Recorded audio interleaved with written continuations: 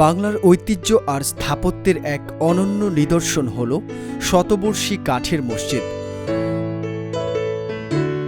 অদ্বিতীয় কাঠের কারুকার্য, শত বছরের ইতিহাস আর ভক্তি মিশ্রিত এই মসজিদ এখন শুধু একটি ধর্মীয় স্থান নয়, এটি ইতিহাস, সংস্কৃতি এবং স্থাপত্যের এক জীবন্ত দলিল।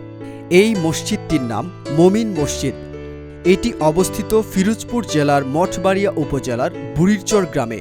দক্ষিণাঞ্চলের প্রত্যন্ত গ্রামে দাঁড়িয়ে থাকা এই কাঠের মসজিদ এখন স্থানীয়দের কাছে ধর্মীয় অনুশীলনের পাশাপাশি ঐতিহ্য ও গৌরবের প্রতীক।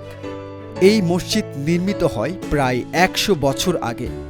স্থানীয় চাষি ও ব্যবসায়ীদের সহযোগিতায় তখনও ইট সিমেন্টের ব্যবহার ছিল সীমিত, তাই স্থানীয় কাঠ শিল্পীদের দক্ষ হাতে তৈরি হয়েছিল পুরো কাঠের কাঠামো। মসজিদের দরজা, জানালা, খিলান আর মিনার সবই সূক্ষ্ম নকশা ও কারুকার্যে ভরা। বিশেষজ্ঞরা বলেন, এটি বাংলার কাঠের স্থাপত্যের এক অনন্য নিদর্শন, যা অন্যান্য স্থাপত্যের সঙ্গে তুলনা করা যায় না। শতবর্ষেরও বেশি সময় ধরে এই মসজিদ স্থানীয় জনগণের ভক্তি আর সামাজিক মিলনের কেন্দ্র। স্বাধীনতা, প্রাকৃতিক দুর্যোগ সব সময়েই এই মসজিদ টিকে আছে, যা স্থানীয়দের মানসিক শক্তি ও ঐতিহ্যবোধের প্রতীক। শতাব্দী পার হওয়া সত্ত্বেও মসজিদে প্রতিদিন নামাজ আদায় হয়। বিশেষ করে শুক্রবার ও ধর্মীয় উৎসবের দিনে এখানে হাজারো ভক্ত সমবেত হয়। শিশু থেকে বৃদ্ধ সকলেই এখানে ধর্মীয় শিক্ষা ও নৈতিক আদর্শ শেখে। মসজিদ কমিটি নিয়মিত রক্ষণাবেক্ষণ করে, যাতে কাঠের কারুকার্য ও কাঠের গঠন দীর্ঘস্থায়ী হয়।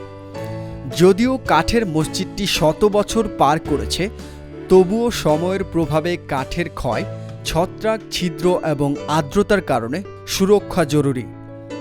স্থপতি ও পুরাতত্ত্ববিদরা এই মসজিদকে জাতীয় ঐতিহ্য হিসেবে সংরক্ষণের প্রয়োজনীয়তা উল্লেখ করেছেন।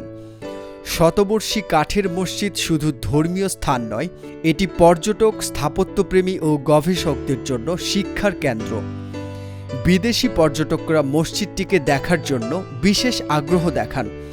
স্থানীয় স্কুল কলেজের শিক্ষার্থীরাও এখানে এসে ইতিহাস ও স্থাপত্যকলা সম্পর্কে শিক্ষা গ্রহণ করেন। শতবর্ষ পার হওয়া এই কাঠের মসজিদ প্রমাণ করে, ঐতিহ্য শুধু স্মৃতির মধ্যে নয়, জীবন্ত সমাজের মধ্যেও বাঁচতে পারে। প্রতিটি কাঠের খুঁটি, প্রতিটি কারুকার্য যেন আমাদের অতীতের সঙ্গে সংযোগ স্থাপন করে। এটি কেবল ধর্মীয় নয়, বরং ইতিহাস, শিল্পকলা ও সম্প্রদায়ের এক অমূল্য সম্পদ।